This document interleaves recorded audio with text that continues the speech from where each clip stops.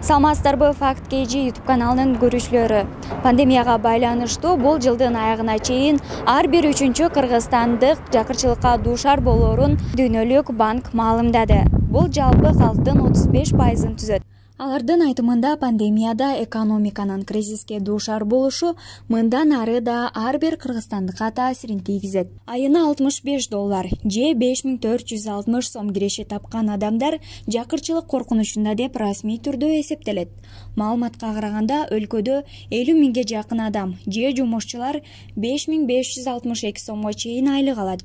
Жумушчулардын эң чоң үлүшү, тагыраагы 142 миңден ашык адам 5563 сомдон 11124 сомго чейинки көлөмдө эмгек акы алышат. Көп балалуу үй бүлөлөрдүн 56% жакыр жашап жатканы дагы айтылган. Айлык акынын аздыгынан улам Бишкекте тез жардам дарыгерлери жумуштарын таштап кете башташты. Алардын айлыгы болгону 5000 сом. Учурда 89 орун бош турат. Акыркы 10 жылдыкта Кыргызстандын экономикасы жылына 3,5-тен 4%га чейинки өсүштү көрсөтүп жатты. Бул региондогу эң төмөн көрсөткүч. Дүйнөлүк банк менен эл аралык валюта фондунун маалыматтарына ылайык, коңшулаш Тажикстанда 6,5, Өзбекстанда 8, Түркмөнстанда 9,5% өсүү болгон. Ал эми 2020 жылы биздин ички дүң продукциясынын төмөндөшү 8,1%ды түздү. Бул КМШ мамлекеттеринин ичиндеги эң олуттуу төмөндөө. Бюджеттин дефицити 30 миллиард сомго жакын. Ал эми түз инвестициялардын келиши өткөн жылдын 9 айында 30%га кыскарган.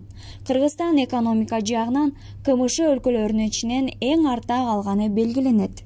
Мындай цифралар жалаң эле пандемиянын кесепети эмес, биздеги экономикалык моделдин, башкаруу системасынын эффективдүү эмес экендигинен дагы кабар берет.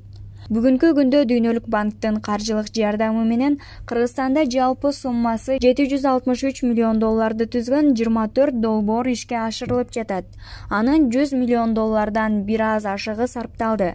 Демек, жактырылган жана тармактарга бөлүнгөн каражаттардын көпчүлүгү саясий окуяларга байланыштуу колдонула элек.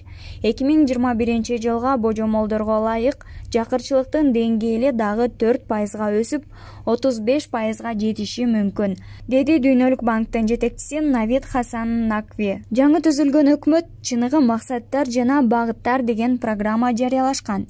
Анда ички дүң продукциясынын көлөмүн көбөйтүү, жакырчылыктын деңгээлин кыскартуу жана ар бир үй бүлөнүн кирешесин көбөйтүү, орточо эмгек акыны жана пенсияны көтөрүү, ар бир кыргызстандыктын сапаттуу билим алуусун, медициналык теленүүсүн камсыздоо жана калктын жашоо узактыгын узартуу, азык-түлүк коопсуздугун толук камсыздоо жана башка камтылган. Бирок азырынча алгылыктуу иштерди жасаганы көрүнө элек.